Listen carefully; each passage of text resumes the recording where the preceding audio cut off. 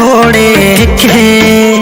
सपना कैसे देख ले लू हमरा छोड़े के। कहाँ से हुनर लैलू हो दिलवा तोड़े के। कहाँ से हुनर लैलू हो दिलवा तोड़े के। के कहरा से सिखलू सोना मुहवा मोड़े के। कहाँ से हुनर लैलू हो दिलवा तोड़े के। कहाँ से हुनर लैलू हो दिलवा तोड़े के।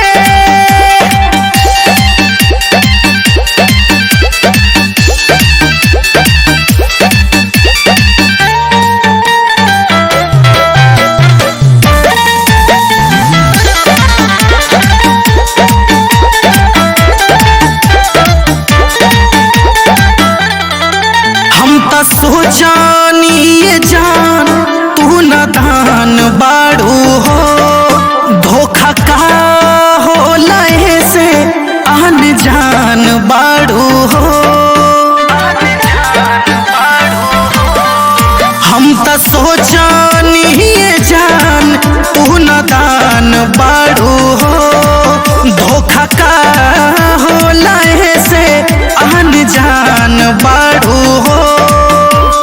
के कर चेहरा देखलू आज भोरे भोरे के।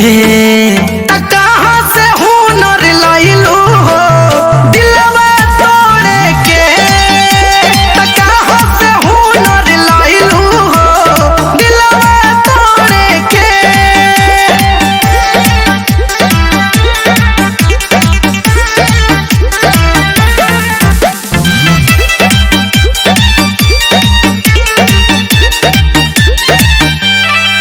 हम तो जानो न पैनी ई मासूम रूप के। तीर मारत राहु दिलवा छुप छुप के। हम तो जानो न पैनी ई मासूम रूप के। तीर मारत राहु दिलवा छुप छुप के।